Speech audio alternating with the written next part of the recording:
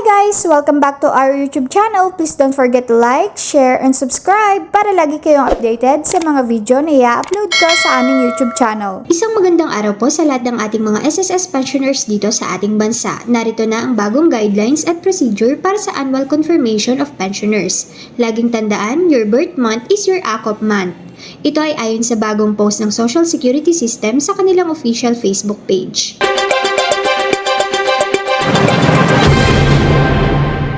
Narito po ang mga paraan at dokumentong kailangan para sa pag-comply sa Annual Confirmation of Pensioners o AKOP program. Para po sa pamamagitan ng personal appearance, ito po ang mga dokumentong kinakailangan nyo para po sa retirement at death pensioners, accomplish AKOP form, at isang primary o dalawang secondary ID ng pensioners. Para naman po sa total disability pensioners, accomplish AKOP form, at isang primary o dalawang secondary ID ng pensioners, at medical documents na sumusuporta sa disability benefit. At para naman po sa dependent children na may guardian, kailangan po ang accomplish AKOP form, isang primary o dalawang secondary ID ng guardian, ID ng dependent o school ID, at kung wala pong ID, ipakita lamang ang inyong birth certificate. Ang mga dokumentong nabanggit ay dapat isumite sa Member Service Section o MSS ng SSS branch para sa mga pensioners na nakatira sa Pilipinas, SSS Foreigner Representative Office o FRO para naman po sa mga pensioners na nasa abroad, Medical Evaluation Center o MEC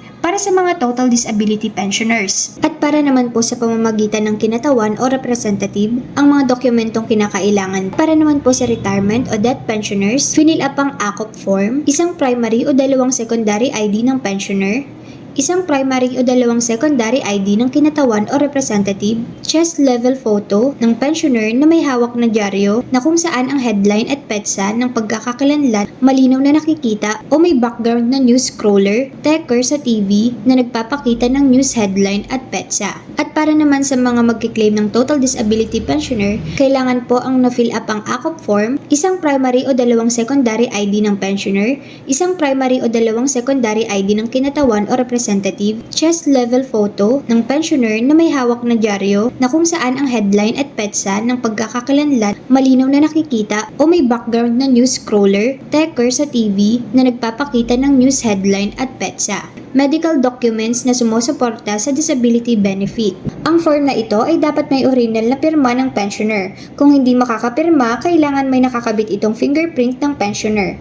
Ang petsa ng dyaryo o news scroller o ticker ay dapat nasa loob ng 3 araw mula sa pag-submit ng AKOP compliance ng kinatawan o representative. Paalala, kung nakakonfine sa isang institution ang pensioner, mag-submit ng certification mula sa institution gaya ng retirement home, penitentiary, nursery facility, hospital, correctional institution, rehabilitation center at iba pa. Ang mga dokumentong nabanggit ay dapat isumite sa Member Service Section ng SSS branch para sa mga pensioner na nakatira sa Pilipinas. At para naman sa mga pensioner na nakatira abroad, isubmit ito sa SSS Foreign Representative Office. At kung nais nyo naman pong magsumite ng inyong AKOP sa pamamagitan ng email, ang kailangan nyo lamang pong ihanda para po sa retirement at death pensioner, accomplish AKOP form, isang primary o dalawang secondary ID ng pensioner, chest level photo ng pensioner na may hawak na dyaryo na kung saan ang headline at petsa ng pagkakakilanlan malinaw na nakikita o may background na news scroller, tecker sa TV na nagpapakita ng news headline at petsa. Para naman po sa total disability pensioner, kailangan po ng accomplish AKOP form, isang primary o dalawang secondary ID ng pensioner, chest level photo ng pensioner na may hawak na dyaryo na kung saan ang headline at petsa ng pagkakakilanlan malinaw na nakikita o may background na news scroller, tecker sa TV na nagpapakita ng news headline at petsa. At medical documents na sumusuporta sa disability benefit.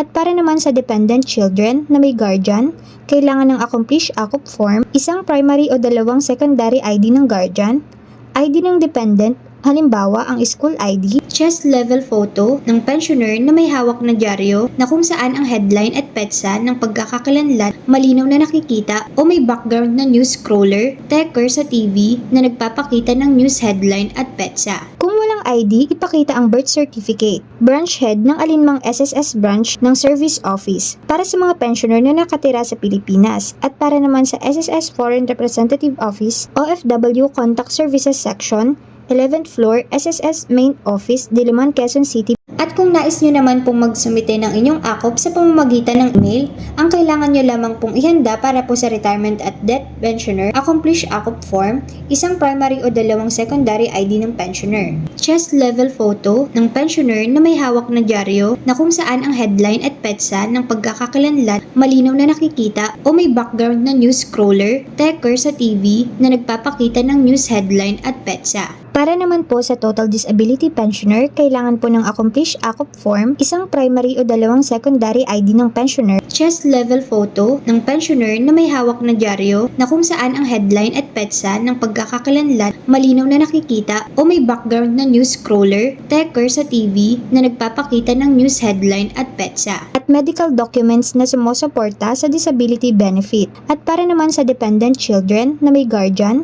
kailangan ng accomplish AKOP form, isang primary o dalawang secondary ID ng guardian, ID ng dependent, halimbawa ang school ID, chest level photo ng pensioner na may hawak na dyaryo na kung saan ang headline at petsa ng pagkakakilanlan malinaw na nakikita o may background na news scroller, tecker sa TV na nagpapakita ng news headline at petsa. Kung walang ID, ipakita ang birth certificate, branch head ng alinmang SSS branch ng service office para sa mga pensioner na nakatira sa Pilipinas at para naman sa SSS Foreign Representative Office, OFW Contact Services Section, 11th floor, SSS Main Office, Diliman, Quezon City, mga listahan ng primary at secondary IDs.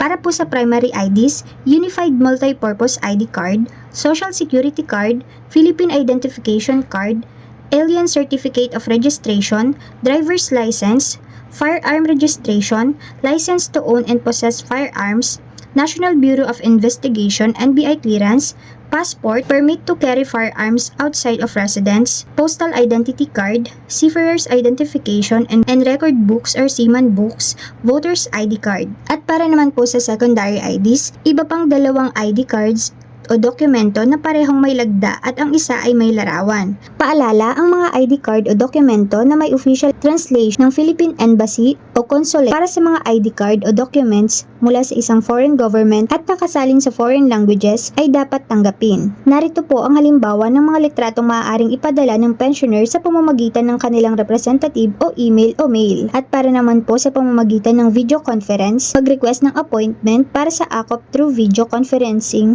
sa pamamagitan ng email at ipadala ito sa alinman sa mga sumusunod. Ang interview ay isasagawa sa pamamagitan ng alinmang mga sumusunod, MS Team o Viber. Paalala, pagkatapos ng interview,